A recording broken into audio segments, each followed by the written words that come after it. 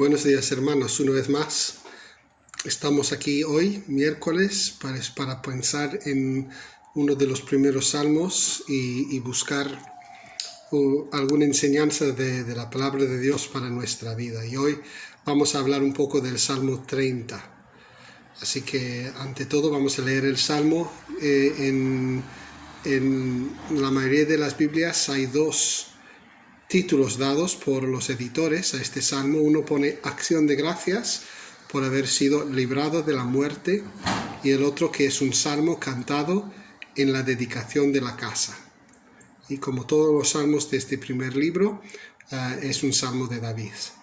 Así que vamos a leer primero el salmo. Dice así: Te ensalzaré, oh Jehová, porque me has puesto a salvo, y no permitiste que mis enemigos se alegraran a costa mía. Jehová, Dios mío, a ti clamé y me sanaste. Oh Jehová, hiciste subir mi alma de la tumba, me hiciste revivir de entre los que descienden a la sepultura. Cantad al Señor vosotros sus santos, y celebrad la memoria de su santidad, porque de un momento es su ira, pero su favor dura toda la vida. Por la noche nos visita el llanto, pero a la mañana viene la alegría. En mi prosperidad dije yo, no seré jamás zarandeado, porque tú, Jehová, con tu favor me afianzaste como monte fuerte. Pero escondiste tu rostro y quedé desconcertado. A ti, oh Jehová, clamé y al Señor supliqué. ¿Qué provecho sacas de mi muerte cuando descienda a la sepultura? Te alabará el polvo, anunciará tu verdad. Escucha, oh Jehová, y ten misericordia de mí. Jehová, sé tú mi auxilio. Has cambiado mi lamento en una danza. Desataste mi sayal y me ceñiste de alegría, a fin de que mi alma te cante y no esté callado. Jehová, Dios mío, te alabaré por siempre. Amén. Que Dios bendiga su palabra a nuestra vida en este día. Este salmo es muy bonito. No sabemos realmente cuál es el contexto. Los dos subtítulos que he mencionado antes son bien diferentes. Varios de los versículos nos hacen pensar que el rey David había sufrido una enfermedad que podría haber llegado a ser mortal, y sin embargo pues fue sanado. No nos suena ningún episodio de su vida así, al menos no está contado así en la Biblia, pero fácilmente puede haberle pasado.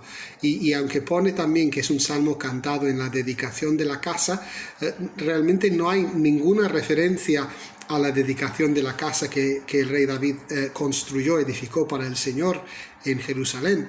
Entonces es un poco enigmático cuáles son las circunstancias reales que pasaban al escribir David este salmo. Pero aunque eso sea el caso, pues hay mucha miga aquí para hablar. De hecho, pues no tenemos tiempo para hablar de todas las cosas, pero básicamente lo que expresa es que Dios ha salvado a David y pasa de vida a muerte y alaba al Señor, y ve en estas circunstancias una razón muy importante para que todo el mundo reconozca la bondad de Dios y le alabe también. Hay unos versículos muy conocidos, versículos típicos que incluso cantamos nosotros en canciones en las iglesias.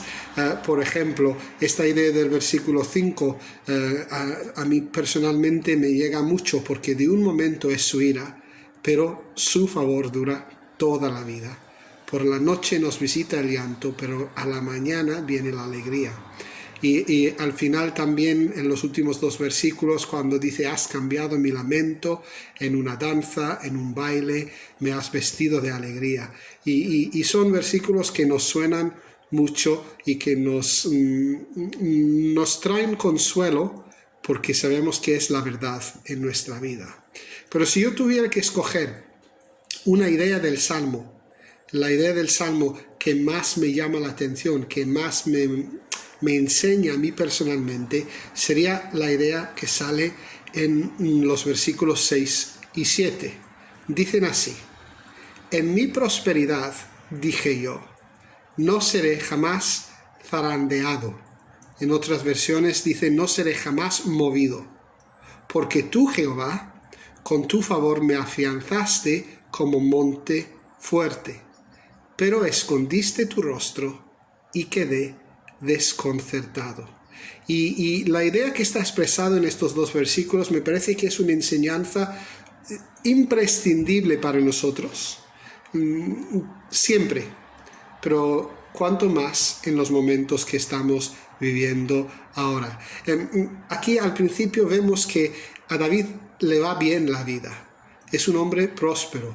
Nosotros sabemos que en la Biblia dice que llegó un momento cuando él había ganado a todos sus enemigos y vivía con bastante paz, en una situación de paz pues bastante importante. Y él dice que cuando él reconocía su propia prosperidad, él llegó a pensar que era intocable, que nadie tenía la posibilidad de tocar su vida. E incluso en el versículo 7, él entiende que esa posición de prosperidad es una muestra del favor de Dios. Claro, ese último punto yo creo que todos estaríamos de acuerdo. Cuando las cosas nos van bien, nosotros reconocemos la mano de Dios en nuestra vida y le damos las gracias. Igual incluso llegamos a pensar que estamos en un lugar donde nadie ni nada nos puede hacer daño. Pero después, la última frase de estos dos versículos, muy interesante. Dice, pero escondiste tu rostro y quedé desconcertado. Imaginaos cómo estaba David en esta posición privilegiada de prosperidad y de paz, creyéndose intocable y además viéndolo precisamente como una muestra de la gracia de Dios sobre su vida, y de repente le llega unas circunstancias que, como hemos dicho al principio, no sabemos exactamente cuáles serían, y de repente él siente como que Dios se ha olvidado de él. Me hace pensar bastante en lo que dijo el Señor Jesús en la cruz, cuando él exclama, Dios mío, ¿por qué me has desamparado? Y claro, muchos de los comentaristas bíblicos nos dicen que Jesús ahí estaba citando el Salmo 22, que era una enseñanza que se les daba a los niños judíos, que en momentos de dificultad pues expresaran ese salmo. Y claro, yo creo que, fijaos, como me gusta mucho que David dice, escondiste tu rostro. No pone en duda que Dios estuviera, pero reconoce que por alguna razón pues no logra ver a Dios en medio de las circunstancias y quedó desconcertado. Y claro, para mí esto es lo interesante de esta idea, es que muchas veces al encontrarnos nosotros en circunstancias difíciles y adversas, pues de repente parece como si Dios se hubiera olvidado de nosotros y nos hace sentirnos mal.